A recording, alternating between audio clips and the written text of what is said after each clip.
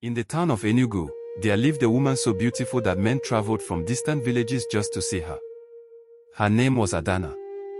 Her skin glowed like honey in the sun. Her smile could light up the darkest room. Her eyes held a warmth that made everyone feel special.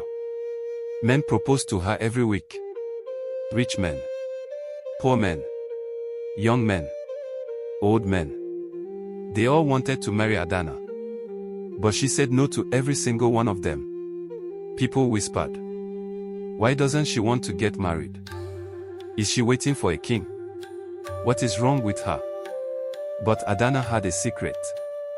A secret so dark, so shameful, that she couldn't tell anyone. Except her two best friends, Ngozi and Chidera. She trusted them with her life. And that trust would nearly destroy her.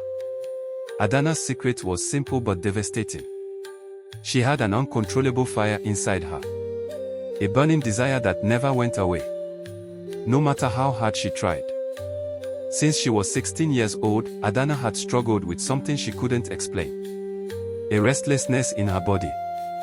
A need that consumed her every single day. She didn't want to feel this way. She prayed about it. She cried about it. She begged God to take it away. But nothing changed. By the time she turned 25, Adanna had been with more men than she could count. Not because she was promiscuous. Not because she enjoyed it. But because she had to. The fire inside her was too strong. It controlled her. It ruled her life. She would wake up in the morning feeling normal. But by afternoon, the burning would start. Her body would ache. Her mind would race. And she would find herself seeking out men. Sometimes one. Sometimes more. She hated herself for it. She scrubbed her skin raw in the shower, trying to wash away the shame. She avoided mirrors because she couldn't stand to look at herself. But the fire never stopped. Adanna's parents had no idea what was happening. They only saw their beautiful daughter rejecting proposal after proposal. "Adanna, you're getting older," her mother would say. "When will you settle down? There are so many good men asking for your hand," her father would add. "Why do you keep saying no?" But how could she tell them the truth? How could she explain that one man would never be enough? How could she say that she needed multiple men every single day just to survive? So she lied. "I'm not ready yet, Mama. I haven't found the right person, Papa." And they believed her. But the weight of the secret was crushing her. The only people who knew were Ngozi and Chidera. Her best friends since childhood. They had grown up together. Played together. Shared everything together. When Adanna first told them about her problem at 17, they didn't judge her. They held her while she cried. They promised to keep her secret. And for years, they did. But secrets have a way of poisoning even the strongest friendships. One evening, Adanna was walking home from the market when she bumped into someone. Her bags fell to the ground. "Oh, I'm so sorry," a gentle voice said. Adanna looked up and saw the most handsome man she had ever seen. His name was Emeka. He had kind eyes and a warm smile. He helped her pick up her bags and offered to walk her home. Something about Emeka felt different. For the first time in years, Adanna felt her heart race for a reason other than the fire. She felt hope. Over the next few weeks, Emeka and Adanna spent more time together. He was a gentleman. He made her laugh. He listened when she talked. He treated her like she was precious. And slowly, Adanna began to fall in love. Real love. Not the desperate, shameful encounters she was used to. But genuine, beautiful love. She thought maybe, just maybe, this was the answer. Maybe loving Emeka would cure her. Maybe the fire would finally go away. But it didn't. Even as she fell deeper in love with Emeka, the burning continued. She tried to ignore it. She tried to resist. But her body betrayed her. She would meet Emeka in the evening, holding his hand and smiling. Then she would sneak away in the afternoon to be with other men. The guilt ate her alive. She wanted to be faithful. She wanted to be the woman Emeka deserved. But the fire was stronger than her willpower. One evening, Emeka took Adanna to their favorite spot by the river. The sun was setting. The sky was painted orange and pink. He got down on one knee. "Adanna," he said, his voice shaking with emotion. "You are the most beautiful person I've ever known. Will you marry me?" Adanna's eyes filled with tears. "Yes," she whispered. "Yes, I marry you." They embraced. And for that moment, Adanna felt pure joy. She couldn't wait to tell Ngozi and Chidera. The next day, the three friends met at their usual spot. A small cafe in the market. Adanna showed them the ring. It sparkled in the sunlight. "I'm getting married," she said, beaming. Ngozi screamed with excitement and hugged her. "Adanna, this is amazing. I'm so happy for you." But Chidera's smile didn't reach her eyes. She congratulated Adanna. She laughed. She drank with them. But inside, something dark was growing. Chidera had always lived in Adanna's shadow. While Adanna was beautiful, Chidera was considered plain. While men lined up to propose to Adanna, no one even looked at Chidera. While Adanna effortlessly attracted love, Chidera struggled to get a single date. And now, Adanna, who carried such a shameful secret, was getting married to a wonderful man. While Chidera, who had done nothing wrong, had nothing. It wasn't fair. The jealousy burned in Chidera's chest like acid. She tried to push it away. She tried to be happy for her friend. But the bitterness won. And slowly, a dark plan began to form in her mind. The wedding day arrived.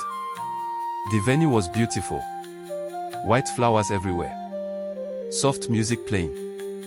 Family and friends filled the seats.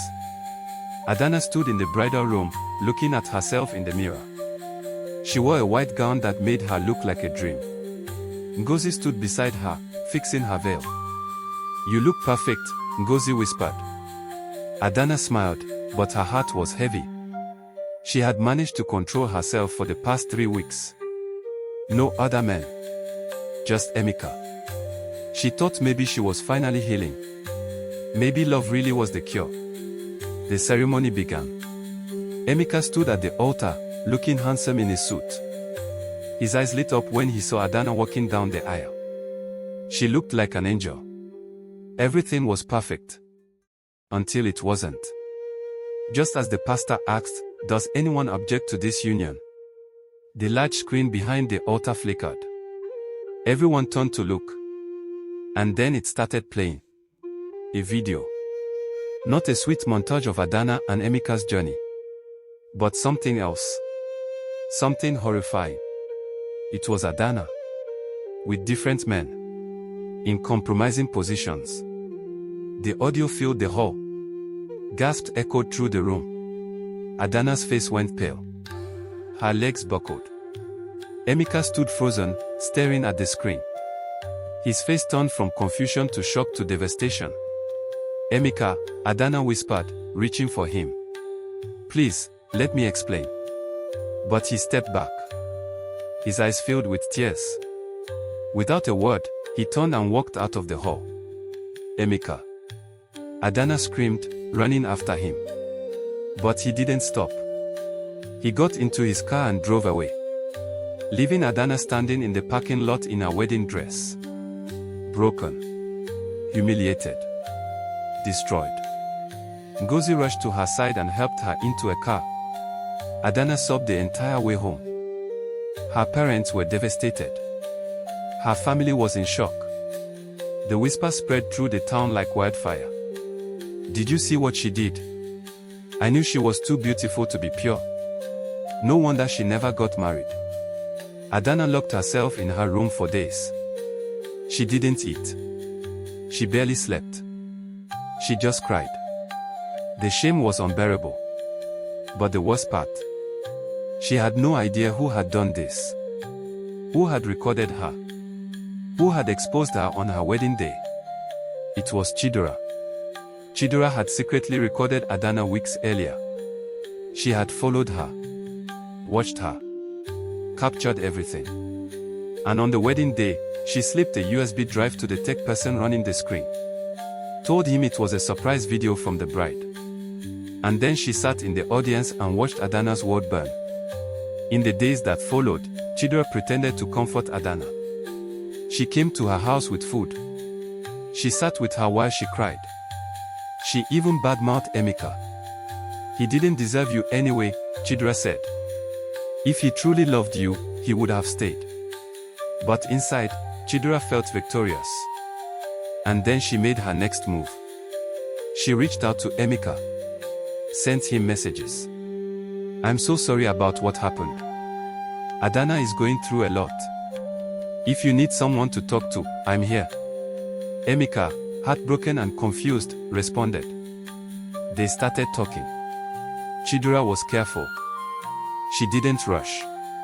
She played the supportive friend. The understanding confidant. She thought if she could destroy Adanna's relationship, she could have Emeka for herself. But Emeka wasn't interested. Every time Chidera tried to get closer, he pulled away. He didn't want Adanna's friend. He didn't want anyone. He was too hurt. Meanwhile, Adanna was finally getting help.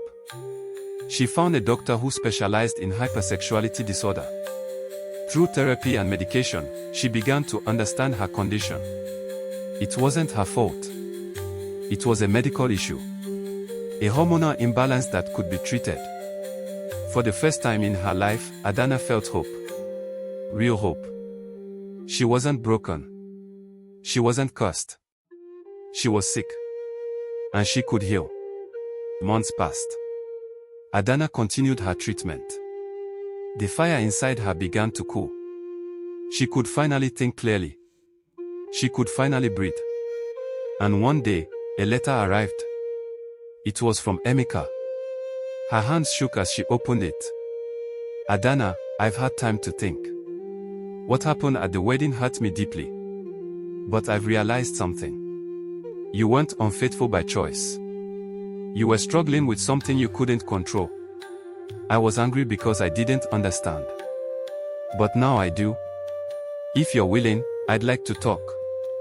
Here's my number. Adanna's tears fell onto the paper. She called him immediately. They talked for hours. Emeka apologized for leaving. Adanna apologized for not telling him sooner.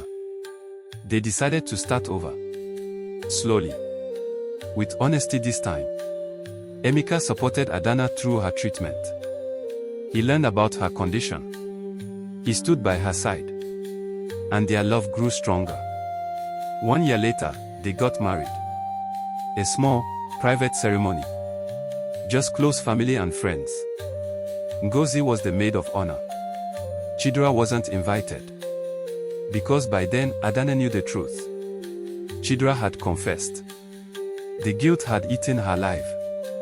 She came to Adanna's house one evening, crying. I did it, she sobbed. I played the video. I was jealous.